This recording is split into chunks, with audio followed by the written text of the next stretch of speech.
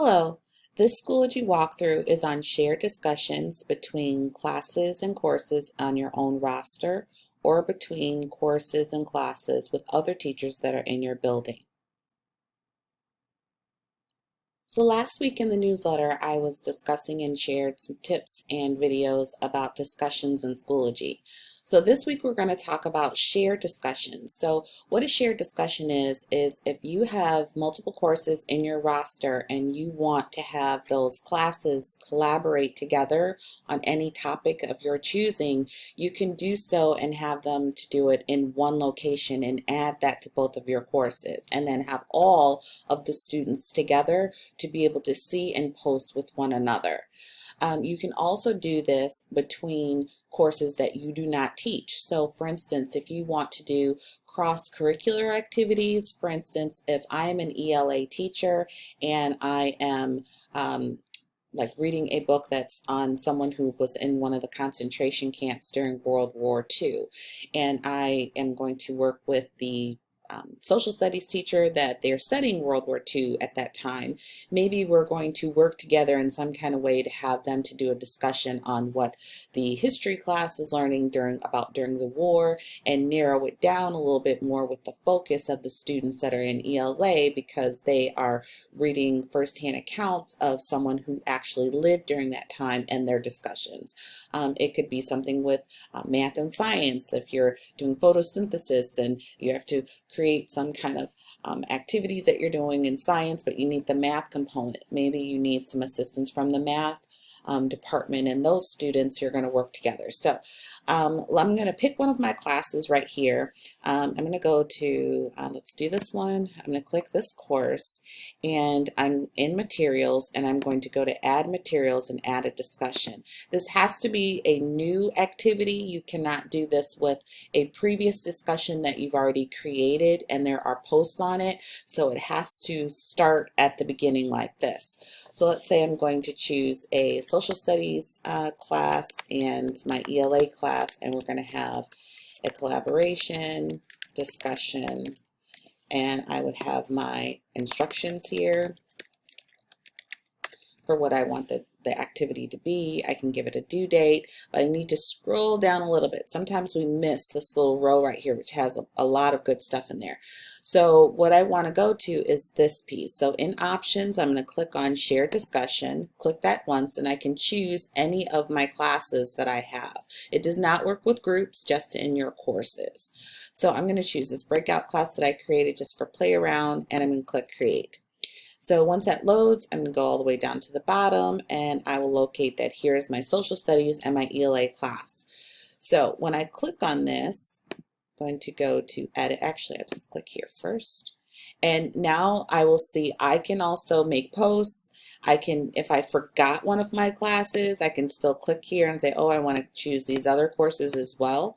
And I want to share the same discussion post. You can do it with multiple classes. There is no limit, but I'm going to keep it with just this one. And if I added any, I click share. And I'm going to grab this link for me to use later. So I'm going to highlight and I'm going to Command C for me to copy, and I have it. So this is my Sandbox PD training course that I have. If I go to my courses and I go to that breakout class that I added it to, boom, there you see there's that discussion in that course that I am the teacher in the roster, and it's still present. So now all those students can post and put whatever that they need here. So I can just say first post here, and I'm in my breakout class right now. Angela Walker has made that post, and when I go to the other course that I pasted it in, or posted it in, excuse me, the Sandbox course, and I go and check and click on this discussion, it's there. So you can see how the communication between the two are working. Now let's say there is a class that I do not teach, but I want this to be that social studies class. So if I'm teaching the ELA and I want the social studies class and I don't have those students in my roster and it's not in my course list, then I have to share that code that I copied earlier with the teacher.